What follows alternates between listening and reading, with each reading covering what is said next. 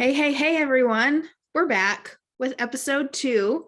Here we are doing the thing, scared, excited, all the things. We're feeling all the things. It's morning for us right now, and we are kind of finishing up coffee and breakfast this morning. So if you see us sipping or drinking our smoothies, we will do our best to mute ourselves, because if you are on the podcast, we don't want to annoy you with all of our slurps and burps and who knows. Kim and I are noisy eaters, so whatever. We're just gonna roll with it. I know I am. I've been told that I'm a noisy eater. So I'm just gonna, that's just what it is. So You're very noisy eater. You like to taste your food. You're a foodie and you have to get the mouth feel for everything. So yes. That's that. I'm just a practical eater. I wouldn't say I'm at the level of I'm probably gonna script the word. Is it a 𝗙𝗶𝗿? Oh my God. Yes. You're talking about a sommelier. Sommelier, thank you. Yes. I'm not quite at that level. If you already listened to episode 1, Nessa just had her first winery visit last week.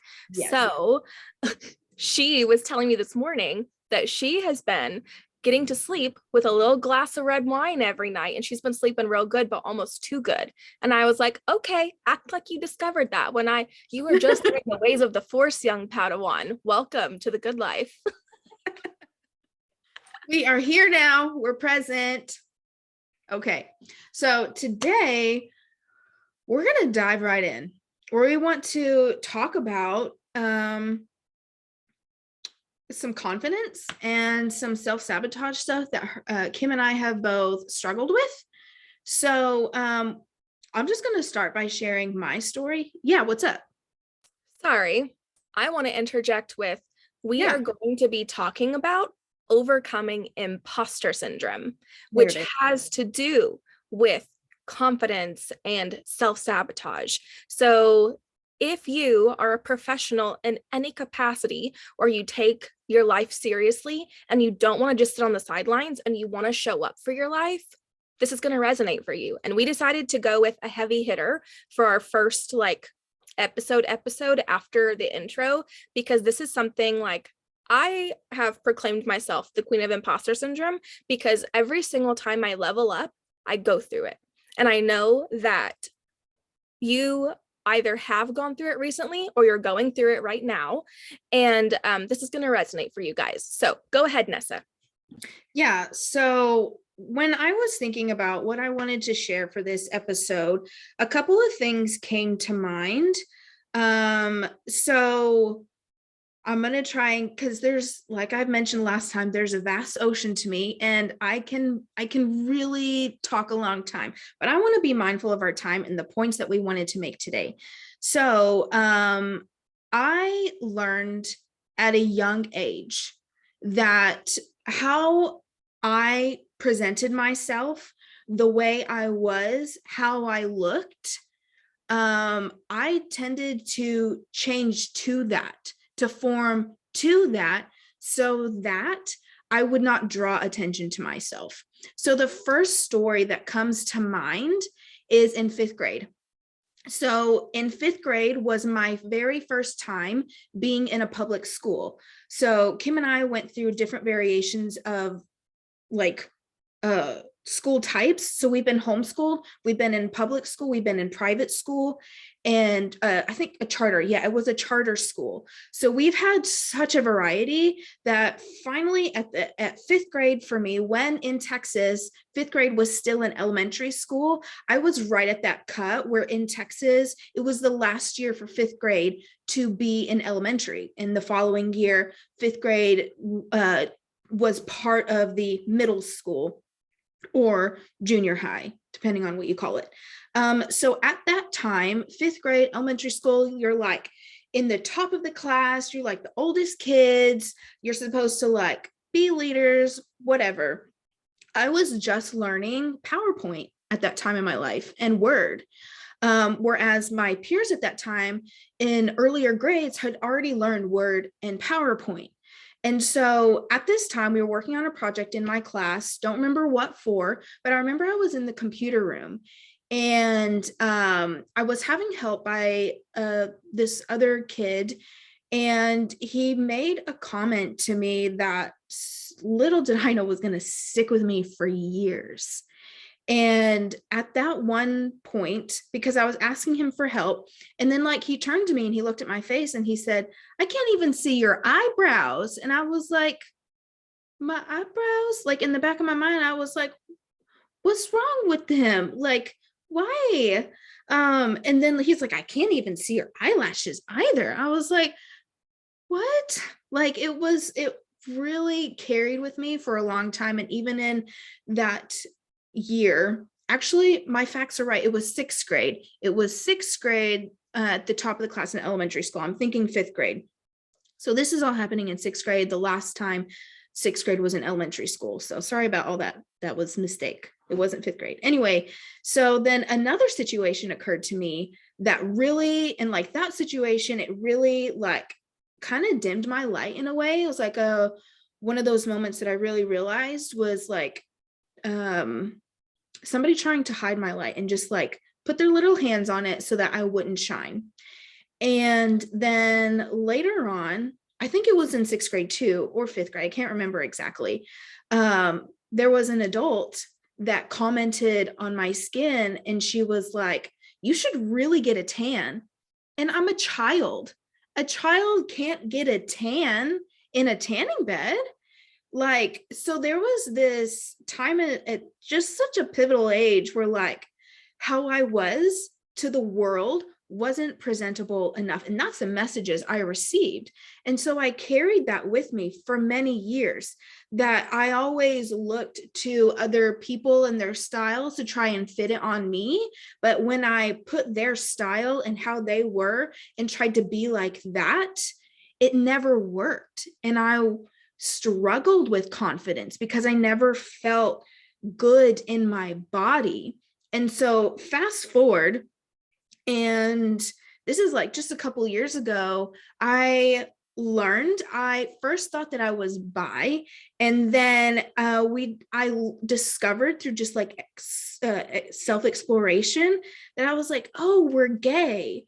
And then at that point in my life, it was like such this freedom, and it was like taking off and like completely breaking through that shell that was tainted on me from life. And so just breaking out of that shell and rewiring my brain. And so like now when I see my brows, I do get them tinted every once in a while, but sometimes over the progression of when like that color fades, sometimes that little kid that made that comment in sixth grade, it creeps up. And it's like, you need to show your eyebrows, you need to show your eyebrows. And then there's other days where it's like, it doesn't really matter. It doesn't really matter. I'm cool with how my face is. And so I'm not like completely confident. There are days where I'm like, "Yeah, you look great." But then there are other days where I'm like, I feel like shit. And so I just wanted to share that like, I'm not always confident. And I feel like there's this cultural message that makes us feel like we're always supposed to be confident. Like we always have to have the outfit on point. We always have to have the hair on point. And you know what? It's okay that it's a little messy. I'm learning, and I invite you to be in this process with me of just loving yourself where you're at. That is such a challenging thing for me because I used to always look to my sisters and my mom for comments on my outfit. And then it just came to this point of like, you need to give yourself your comments. Love yourself in your own body. And so I found some more exploration in like figuring out my own outfits. And I learned through a hard lesson last week before or after we recorded podcast number 1 that I can't tell people how to dress. It doesn't work. And I tried it on Kim and it didn't work. And there were some hurt feelings there. But in the process of growth, I'm having to learn that it's okay for me to be corrected, because then I can allow her to be her own self. And she has been such like a godsend in helping me learn to love myself, because she gave me that safe space to just be like, just be you, which is like the most beautiful thing she could ever do for me. And so whenever you're ready to hop in, Kim, do you have any comments on that? Thank you so much for sharing your personal experience and your story, Nessa. That was beautiful. I think that age range of like late elementary, early junior high is a really, really hard spot for all of us. That's when we're hitting puberty. That's when our bodies are changing. That's when we start paying more attention to social stuff. I feel like it is starting to drift earlier and earlier now, but at least whenever we were that age range, I feel like that's where it really hit me. We also went through a lot of life changes around that time, so that does make confidence a little bit shakier. But thank you so much for sharing your story and what imposter syndrome has looked like for you. So I'm going to ask you a question. What if you could say a mom is listening to this and she has a little girl around the age range where you were when these things happened, what would you tell her to say to her daughter if she's going through something similar with people picking on her or looking down on her for how she wears her hair or her makeup or just being herself? What would you say to that mom to speak to her daughter? I would say that the first thing what I didn't need from my mom was comments about my body. I didn't need comments about the way my body looked, because in fact, our mother has struggled with that. And I didn't need comments on how my body looked, because then that created a mindset in me that I needed to compare my body to other female bodies around me. And I would say she needs the affirmation. And there's a psychologist who talks about, and maybe if you think of the word, Kim, pop in and say it. Reinforcement, negative and positive reinforcement. I can't remember. There's behavioral psychologists that that talk about negative and positive reinforcement. So what I needed was a positive reinforcement in my mind, in how I did math. Like maybe not necessarily how bad I did, but like, you're doing such a good job. Because even in math, I struggled with my confidence as well. And going up into college, I had to take like some education classes in regarding to like teaching and stats. Like in those classes, I was like so not confident, but like I did pretty good. So at that young age of 5th grade, 6th grade, I just needed like that encouragement of like, you are so smart. You don't have to prove to me how smart you are with your grades.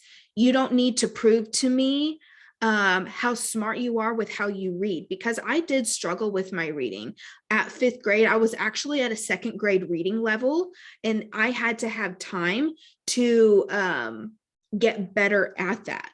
And during that time of my life, I also because I needed to be better in reading and math, I took a 4th grade and a 5th grade math, and then I took a 4th grade and a 5th grade reading. So I wasn't in grammar class. And so even today, I struggle with words, and I always check with Siri. I always check with the dictionary. Did I spell that word right? Or even with Kim, when we're in the salon, did I spell that word right? Because there's still this little part of me that's like, I don't know if I can say that word right, because it feels unfamiliar. And sometimes that anxiety pops back up of like, you don't know how to say this because you weren't taught how to, when in fact I can teach myself. But it comes back to confidence of like, you can do this, you got this. You don't need somebody to always have to tell you how, because a little bit of that struggle of like, how do I figure this out, actually helps my brain to figure out that thing, to figure out how to do that thing. And that's why there's math problems, because the problems help you to figure out how to do it.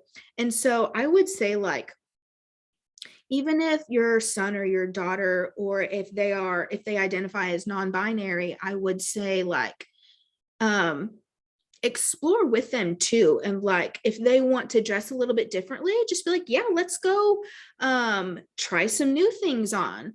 But I would say not necessarily comment about their body or their hair, or necessarily just how they look, because their body is going to change. And that age is so hard, because we do compare ourselves. And I would just say, affirm the things of who they are on the inside of their heart, especially when it comes to, like, if they see that things are wrong, and if they see that stuff out in their school where it's like, I don't think that's right, talk about those things with them in a way. Treat them as adults, help them to figure it out, give them that platform to be able to build their confidence, and don't necessarily tear them down with things that you don't love about them, but encourage them in who they are. I agree 100%. I would also say, like, I love seeing people on Instagram talk about like their morning affirmations with their kids, and I think those are absolutely phenomenal. I would challenge you to stray away from just complimenting with "you're so beautiful." We are so much more valuable than our bodies and our beauty. Beauty is fleeting, but who we are at our core is what matters most. So remind them of what makes them different, celebrate their uniqueness, and encourage them when they express and share those vulnerabilities with you. Nessa, I think one thing you were referring to is the chart of positive and negative cognitions. So if you guys want to look this up, this is something that has really helped me in my personal development journey. Whenever you have a negative thought, it's called a negative cognition. So if you look up a chart that says, just look up Google positive negative cognitions, and you'll come with a two-sided chart. So on that chart, if you look at the negative thought, the other side has a flipped positive version of that cognition. So like, I am ugly. Flipping that thought would be, I am beautiful, or I am perfect just the way I am. And, you know, I'm weird.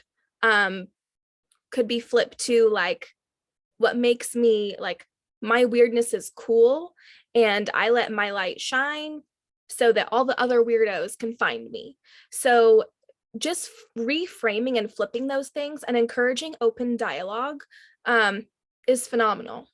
And bodies change, but we need to, especially at such a fragile age, just really, really focus on encouraging and giving unconditional love, regardless of what our bodies are going through. And I love that you brought up these stories from such a young age, because that's where these things start. That is where the way that people act right now in their careers are, their reactions are based on how they reacted when they were a child to things that came up like that. So for me, when it comes to imposter syndrome, I think about all the times that I have gone through a big, big leap on my growth path. So like I said in our last episode, I managed a corporate salon for several years. And within that system, there's level jumps. Every single time I did a level jump, my price per item only went up $5. But every single time it was like, oh shit, now I have to quote people again, and it's going to be higher. And what if they leave me? I don't want them to leave me because I won't have any clients. So I have to build from the beginning again, and I have to make a certain amount of money. And if I don't make a certain amount of money and retain a certain amount of clients, then I'm going to lose them all. And then I'm not going to get this raise. I'm not going to get this commission percentage. And it was like this negative loop of like, you don't deserve to be here. And kind of like walking in on eggshells, like you don't want to break anything. I've kind of been at a very similar point in my life over the last several months, because I'm at this point in my life where this is the most I've ever grown ever, and the quickest I've ever grown on my path. I know that it's like the growth curve where you get to a certain spot and then it starts to go like that. This is where I've been my entire life, and I'm here, and it's like, holy fucking shit. Yeah, you're talking about the incline. Oh, it's really scary. It's really, really scary. But the other thing about it is it's like when you're in here, and guys, if you're on the podcast, I'm sorry. I'm taking my hand from left to right and then going up, like I'm going to go click, click, click, click up a roller coaster. But I'm kind of at the point where you start to level up, and then it's like the world is beneath you and you're going up and you can't see where you're going. You don't know when the drop is going to happen. You don't know what's on the other side of this obstacle that you're facing, but you know that you can't stay where you were. But it's also like walking into this new space of, the way I've been explaining it to a couple people, because I keep my circle very tight, and I am really only vulnerable with a handful of people, but I don't mind sharing this with you guys. So it's kind of like this feeling of walking into a china shop and not wanting to break anything. So it's like you hold your purse super tight, and then you keep your elbows in, and it's like you walk very gently, you turn very slowly. It's like, I'm just gonna tiptoe in here, and everything looks super expensive, so I don't want to break anything, so I'm just going to look with my eyes and not my hands, and then like tiptoe very gracefully, and then like if it gets to be too much, I'm just going to walk out. So that's great, but you're never going to get anywhere in life if you tiptoe in scared of fully showing up. So I had one of my clients that's been with me for years and years and years. I was talking to her about this last week, and she said, Kim, no, fuck it up. You go into that china shop arms swinging and you destroy it and you rebuild it from the ground up and you show them who's boss. And I was like, fuck yeah, that's awesome. So like this whole analogy I've had in my head of how I've been feeling of like walking on eggshells, not wanting to like mess anything up. I'm supposed to mess it up. I'm supposed to let these pieces fall where they may, and then build something new and beautiful from the wreckage.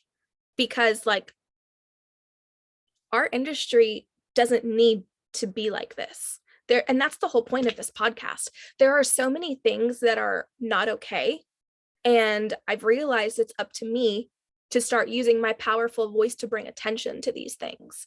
So I would say over the last 6 months, I've been doing some major inner shadow work and dealing with my own demons and my own skeletons to bring everything to light that is holding me back, because it's only me holding myself back. But I wanted to give you guys a couple of tools that have really helped me, and some things that have helped to identify imposter syndrome and overcome that. So there's a couple of main sources. I'm sorry, I will pause before I get into my thoughts. Take a drink of water. JK. Okay, so it's kind of a running joke because Nessa is my behind the chair assistant as well. Anytime there's a break in what we're doing, she's like, okay, you need to take a drink of water, have a seat, you need to do some ankle pumps and just like chill out. So Nessa will always tell me to take a drink of water, and I will always laugh my ass off when she does it, because she's such a mother hen. Even though she's younger than me, she's basically my mom, and it's fine. Well, because like she's so ready to just like go. And in fact, from pivoting from one thing to the next, we need to like take a little break, take a little mental break, drink some water, make sure we're taking care of the body. And that's why I do that. I wanted to mention that when working with clay, so when you're working with wet clay on the wheel. Hold on. Yes. I'm going to explain. Backstory. Vanessa is an artist. She graduated with her major in psych, but her minor in art. And she has done every medium of art that there is, but she's referring to her ceramics class. Did you take 1 or 2 semesters of ceramics? Thank the Lord it was just one. So what she's about to say, I want you guys to know, is coming from this background of the entire semester was so difficult for her. I would say the first half was probably the roughest, and then you started to like get it and have some type of a groove. But I want everyone to understand this is from personal experience of working with ceramics. Yes, thank you. you. Live your best life, girl. Come on, drink my smoothie. So if you've ever seen YouTube videos, or like if you've seen Ghost, then you know what I'm referring to, but I'm not referring to like ceramics in like that sexy way, but like, you know what I mean when I'm talking about clay on the wheel. There's a wheel turning in front of you, and you have to sit there, and your body posture is actually in, like, when you're working with wet clay, your body posture isn't the most comfortable. You're not sitting at a 90-degree angle. You're probably sitting more at a 45 to a 30-degree angle forwards, and your arms have to be in front of you. You can see me on the YouTube page. Your arms have to be much lower, you know, working with the clay, and you have to, it's all about controlling the arms. So quick little backstory about how to work with wet clay. So in that first part of my semester, it was like 8 weeks, I was epically failing, like so hard. The goal was to make a cup. And when you're working with wet clay, you cannot move your arms quickly. You can't be quick about moving with wet clay. You have to be slow, precise, and you have to keep your eye on the clay. It will not help if you're looking outside to the left of you or to the right of you. So you have to keep your eyes straight forward, and you have to keep your arms moving with the clay forward and up. Yes. And working in the classroom of students, it's so easy to fall into comparison, especially with something you don't feel confident in. So like, I could totally see you working and then looking at someone else's cup and just like losing the whole thing. Yeah, a lot of the times mine would just, my cup would like lean to the right. It would just like lean really bad. And so the funny thing is that in that class, there was a lot of other people. I was much older than the rest of them, because a lot of them right out of high school, they were in their early 20s. I was around my mid 20s. Yeah, I was about mid 20s. And confidence in that classroom, there was like little to none, because everybody's comparing everything to everything else. And when you're comparing, you can't make a beautiful piece of work. And so how in your life, if you're going to compare yourself, yes, there's time to compare. There's a healthy amount of comparing and competing, but it doesn't become healthy when you're like wanting to be like another person. And I learned that too. You can't be another person. So what I was my point with that clay was that you were talking about like focusing and the incline, and that you have to keep your eyes forward. So like, I like to think of myself as like piece of clay, and that I have, like, when I am working on myself, I have to be slow and kind with it. I can't be super fast, and I can't be rough, because if I'm rough, then, you know, you're going to have to start over. And that's just the process of growth. And I don't remember the other point, that maybe we'll circle back to that, but I just wanted to mention that some people have lessons about grapes in life, and that's a great one. My favorite is working with clay, and there's so much more we could dive into that, but I just wanted to mention that you are a piece of clay. You can think of yourself as a piece of clay. You can think of yourself however you want, but in this example, I love clay because it's like, you're this soft thing. And sometimes when you screw it up, you know what you have to do? You have to go throw that clay. After a couple tries, you have to throw that clay on like a really hard marbled surface, and you have to work out the air bubbles. You have to work out all the air bubbles. And the thing is, you can't see them. Sometimes you can't see those things within you that you can't even see, and you've got to work on them, because stuff on the outside of you is not coming out right. So like, it's like you're fumbling and you don't know why. Well, because there's things that have to be worked out of you in order for you to be a beautiful piece of work that you can appreciate. And so after you work out those bubbles, then you go back on the wheel and you start trying to form the thing you're trying to create. And so growth is that process of like I'm going to try and form it, and then I'm going to work it out. I'm going to try and form it again, and then I'm going to work on those things more and more. And it's a continual process. So go ahead and tell us those tools that you wanted to mention. Yeah, that's a beautiful analogy, Nessa. So this is something I talked about a little bit a while back, but I really want to circle back and focus on the main points of like, how do you even know if you are in imposter syndrome and you're struggling with that?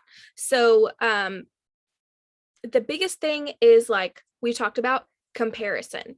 When you start looking around at what everybody else is doing, or comparing yourself to some, like an idea you had in your head, if you're the kind of person who like overcommits to a New Year's resolution and give yourself 1 year to conquer the world, you're going to be extremely disappointed whenever you don't make as much progress as you want to make. And I've heard it said before, I want to say it was Tony Robbins, but I cannot remember. People overestimate what they can do in 1 year, but they underestimate what they can do in 10 years. So take that into consideration and give yourself some grace and loving kindness, and understand that if you stop setting the bar so ridiculously high for yourself, and yes, you can have a big vision, but you need to give yourself smaller baby steps to get there and not expect the world of yourself every freaking year. Think about, what can I do? I don't want to get into practical application. We will get into practical application at the end. Let's talk about how we get into overwhelm. So, over-consuming information. That is the biggest thing that will overwhelm you, is when you start looking around at what everybody else is doing, or you listen to so many podcasts, so many books, and all the different voices. Number one, those voices start to contradict each other. So if you're listening to 2, 3, 4 different educators in the industry, they could have totally different viewpoints, because they are different. They're based on their own life experiences and their professional experience, their professional opinion, which is coming from their life experience and their career experience. But if you're paying attention to what everybody else is saying, you're silencing your inner knowing, and then you can't actually tap in to what your higher self is telling you and what your intuition knows. So I would challenge you to ask yourself, what is resonating for me? Whose voice feels good right now? And maybe pick one, maximum 2 people within each industry. Like if you want to listen to a personal development person outside of the beauty industry, I would say focus on a beauty industry authority and focus on maybe a personal development, unless you can find something that just feels good. And keep it simple. Keep it extremely, extremely simple, because you can do more actually implementing a little bit of information than overwhelming yourself and over consuming a ton of information and doing nothing with it, because you're so weighed down with all this expectancy for yourself and all this input. You're like taking yourself out of the game before you have any type of output. But if you stop consuming and filling your head with all the information, then you can actually make progress, and you can actually get where you want to go based on what your higher self is saying, instead of like, oh, well, so and so did this with their salon, so that's what I should do with my salon. Well, so and so books like this, so they look like they have their shit together, I'm going to style my books the way that they do their books. They get more money by double booking and triple booking clients with a couple assistants, so I'm going to do that, even though you may be a projector or a generator, and that's totally going to zap your energy. So you probably shouldn't be booking like that anyways. So there's so much that goes into overwhelm, which leads to imposter syndrome. But the biggest thing is over consuming and not matching your input to your output. Those are the 2 biggest things. So how do we snap out of it when we're in the midst of imposter syndrome? I want you to take a moment to reflect on because I guarantee you, where you're at in your career right now, look back 1 year and you're at a totally different spot than where you were last year. So you have already proven to yourself that you can grow and you can be a better version of yourself in comparison to yourself, you have proof. You need to find proof for yourself that you're capable, and prove to yourself that when you set your mind to something, you can overcome it. And I guarantee you, if you just let yourself meditate on like, how did I even get to this point? And think 1, 2, 3, 5, 10 years, if your career goes back that far, think about where you were. Think about the stylist that you were. Even look at your Instagram. Scroll back to old posts and see how far you've come. Look at your extension work. Look at your first install with this method versus your current install with this method.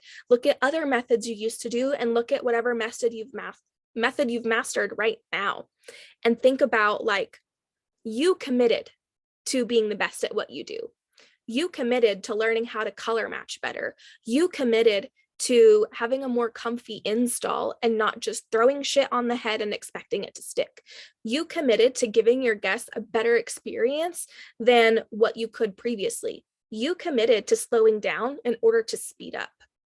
You committed to leaving that commission salon so that you could live your best life on your terms.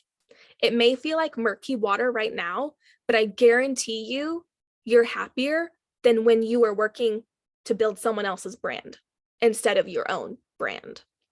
And that's the thing. It's very, very hard whenever we're our own bosses and, you know, we're artists. We don't like structure, but we need some semblance of structure to actually be productive and make progress. So it's so easy to go down a rabbit hole of scrolling. I did it yesterday. I scrolled reels for 2 hours. And afterwards, I was like, what the fuck did I just waste my time on?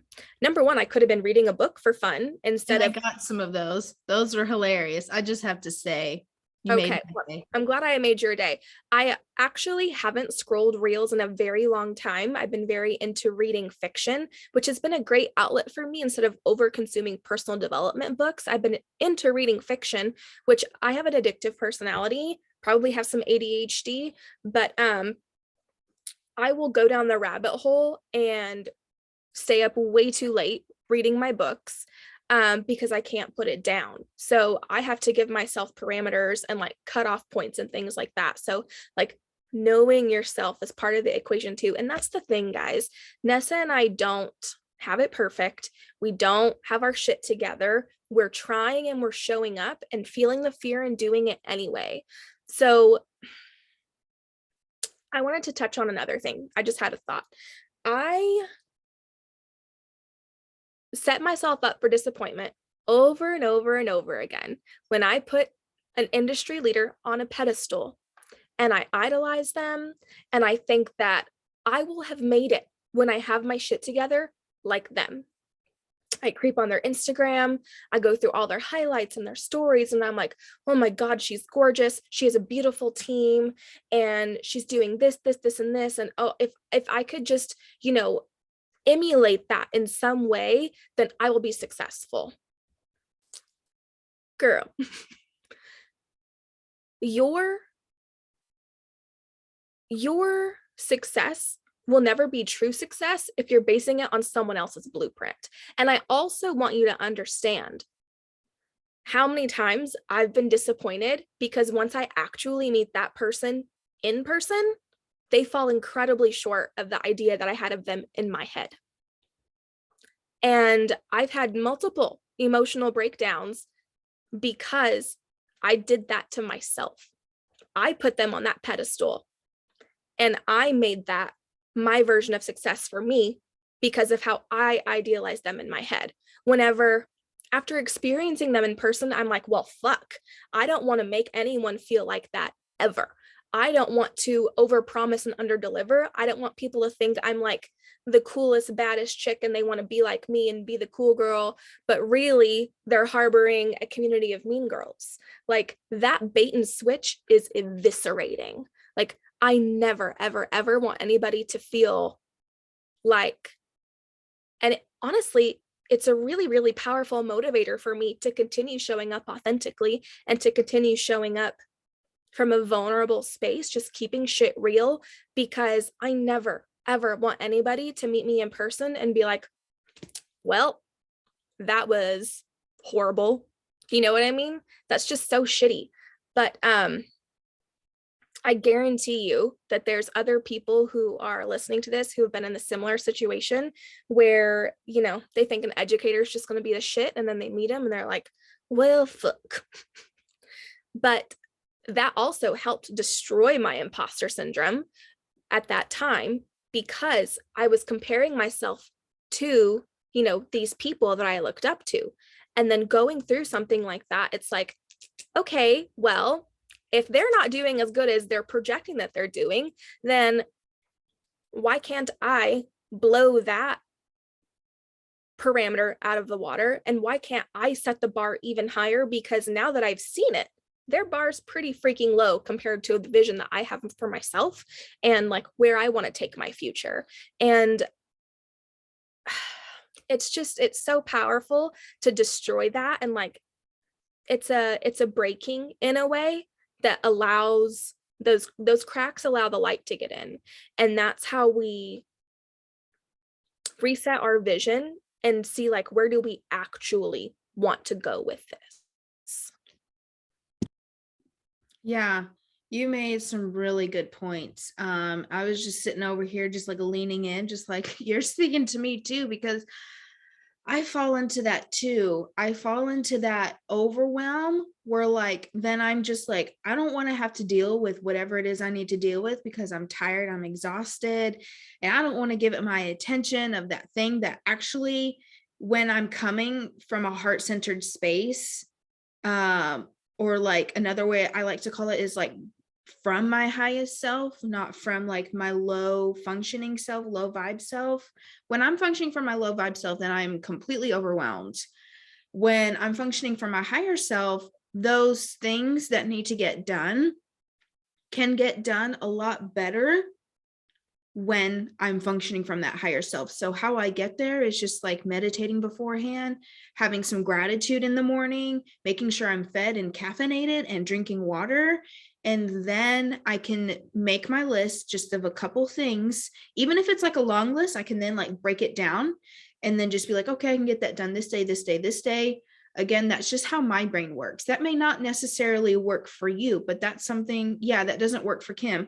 That's something that on your journey, giving yourself that grace of like, even though maybe like Kim said the other day, she was on Instagram, just like scrolling. Okay, she can learn from that. She cannot be mad at herself today and just like, okay, that happened yesterday. I'm just going to move forward, and I'm going to move forward in the best way that's going to work for me to do the things that I need to get done today. And so when we get to overwhelm, what I like to say is just like, be curious.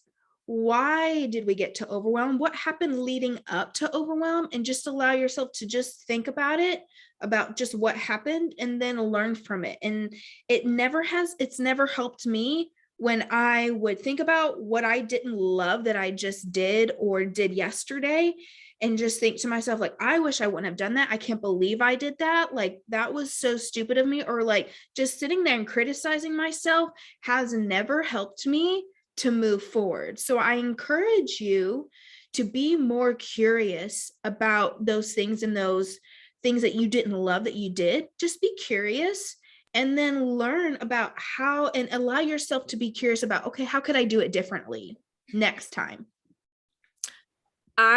When you were saying that, I had a thought pop in. There is no award for self-deprecation. There is no MVP for like shitting on yourself. So like, if you don't have your own back, how can you expect anyone else to? You know, like, you've got to get to this point where you are your own best friend and you can bet on yourself every fucking time, to where you know that beyond a shadow of a doubt, if the rest of the world fails you, you have your back. And once you come from that grounded place of that trust with yourself and knowing yourself and being tapped into your higher self, it doesn't matter how many followers you have. Doesn't matter how many comments and likes your content gets. What matters is that you're living authentically, and leading from a space of authenticity and vulnerability. So no matter where you're at on your journey, I want to challenge you to put your blinders on. Keep your eyes in your own fucking lane. Figure out what is going to work best for you. Fall in love with loving yourself. Fall in love with learning about your Enneagram number. Your Enneagram number will tell you so much about who you are as a person and how to set yourself up for success. And then once you've mastered Enneagram, tap into human design. Understand how you're meant to operate. Understand your own battery so that you cannot expect yourself to run at the pace that everyone else is running at, because you might have a battery like me where you need 75 to 90% rest and 10 to 25% output. And if I compare myself to someone who only needs to rest at nighttime and the rest of the day, they just go, and I compare myself to that, I'm shattered. I'm eviscerated and I'm gutted because I could never measure up to someone who doesn't need to recharge their battery and can run on 4 hours of sleep. Like, I'm just beating myself up in comparison to someone else's journey when we're not even in the same race. And that's the thing. Like, you have a magic that only you can bring to the world. And if you're looking at everyone else's highlight reel, then you're silencing your own magic. And your unique message and your vision and your mission that you need to bring to the world is going to keep getting tamped down and silenced. And then you're never going to move us further. We need your magic. We need you here. We need your beautiful voice on this podcast. And there are so many people whose lives could be changed if you just owned your power and if you just tapped into your inner knowing. And you not doing that, you're doing yourself a disservice, but you're also doing the rest of the world a disservice, because we need your magic, bitch. We need you. Yeah, so that was just a really great reminder, because I've had to learn over and over and over and over and over and over and over again that how many followers I have just does not matter. There was this time in my life where it's like, I need followers. No, I don't. To be quite honest, I do not have as many followers as Kim. And my intention for this podcast and YouTube page isn't to gain more followers. It's not. Like, as a generator, human design generator, my manifestation process is to be specific about it and then just let it go. Let it fucking go. Like, let it go down the river and don't pick it back up again. Don't go fishing for it again. And so I'm just going to let it go. But what I want to show up as, like, she just reminded me that I just want to show up as my most authentic self. Let that be a reminder for all of us. Just show up as your most authentic self, your funny self, your goofy self, your not so gorgeous self, your not put together self, your messy self, just got out of bed self, your acne self, like, no ashes, no eyebrows, who cares? If you got it, yes, if whatever, girl, whatever it may be, just show up, however silly you may be, and just be you. And I'm telling that to myself too. I'm gonna just be myself. I don't always have correct grammar, and I'm just gonna roll with it. We're just gonna roll with it. So we love you guys. Is there any other actionable steps that we wanted to mention?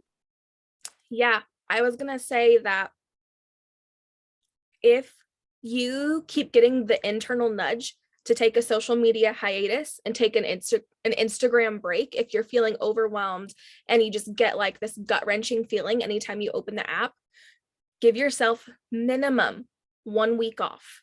Don't delete the app because it'll delete your drafts. So there's that. But leave it be. And whenever you would be scrolling, I want you to start, excuse me, I got the burps because I'm drinking the shakes. During the time where you would have been scrolling, that is your new time to connect with yourself. And if you stop guilting yourself for not showing up on social media, give yourself permission to take the break, because that guilt that we put on ourselves eats at us. But whenever you just be like, you know what? I'm not posting this week. Fuck it. I'm going to live my best life. I'm going to take care of myself. I'm going to take a healing bath. I'm going to go on a hike. I'm going to go connect with nature. I'm going to find what brings me my joy again. What did you do when you were a kid or a preteen for fun? If you were around before cell phones were prevalent during that age range, then you may have been like me, where you did arts and crafts all the time, or you read fiction books instead of personal development books. Find what brings you joy again and silence everything. Turn off your notifications, all of them, and get back in touch with you. Give yourself that permission slip. I feel like we should maybe create a permission slip that people can download to like write their own permission slip for themselves. I was thinking about that last week when after we got done recording. I was like, we need a fucking permission slip. Yeah, I think that'd be awesome. Let's do it. But here's another thing I wanted to mention real quick is like, let me see if I can remember the word. What's the word when we want to like put our content out there consistently in the consistency? No, like because of the algorithm. Thank you. That's the word I was trying to find. The Instagram gods that be. Yes. That does all the things. Fuck that. If you need to take a week off, just like, because how you show up, and Kim has taught me this too. She's taught me a lot of things. This is one of them. Like your you-ness, you have to get back to your you-ness and your creativeness and allow that to show, not just because the algorithm says I need to be consistent, and there's Instagram influencers out there that say you need to be consistent for da-da-da time and da-da-da time and get more followers. Sometimes we need to let that go and serve who we have now, yes, but also we need to take care of ourselves so that we can show up as ourselves fully, creatively. But if you're not feeling that creativeness, that's fine. Listen to that. Your emotions are a signal to you. It's a tool for you to use, not for you to ignore. And if you're feeling exhausted, tired, overwhelmed, frustrated, that's a sign that your body is telling you that it's okay to take a break. It's okay to take time off. You have our permission. Take time off. I was going to say, it will also reset your algorithm if you take a week off and actually take the week off. Don't keep hopping on the app. Just like leave it alone. And then you might find, just like mine did, your engagement and your followers will actually have a pretty big spike once you come back from that reset. That happened after we came back from London at the beginning of March. And my first reel went up to 500,000 likes. No, views, 500,000 views. And I hadn't had one do that well since October. So, and I'm living proof that it can happen.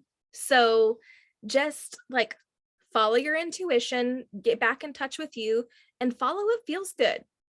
Find that light and that inner knowing, wherever that is in your body. It's different for everybody. For me, it's in my gut.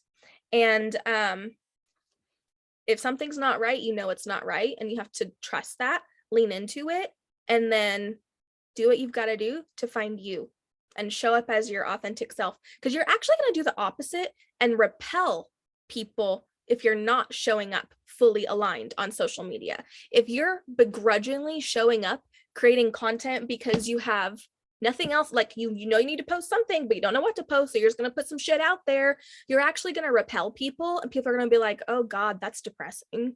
Like, don't do that. Just stop, put the phone down, get out in nature, have a drink, get you some wine, make yourself a margarita, and live your best life. Fun. I believe Brene Brown says fun is the opposite of overwhelm. And I could have totally screwed that up. Something along those lines. Getting in that movement, something that brings you joy, something of the best thing you could. If you don't even know what that is, give it a try. Give some things some try. Give some things a try is what I was trying to say. Should we make a drink permission slip too? Like, this is a permission slip and this is one for a drink. That's just me. Maybe it's you thing because like we don't want y'all getting wasted where you just want to ignore your life. Be present, please be here with us. Like Kim said, we need your Eunice, and it's okay if you need time off, but don't like leave. Get crazy. Yes, there's a fine line between indulging and numbing out. Yeah. And that's part of knowing yourself, is knowing when you're at the point where you're like, I'm just going to pour a little bit more today.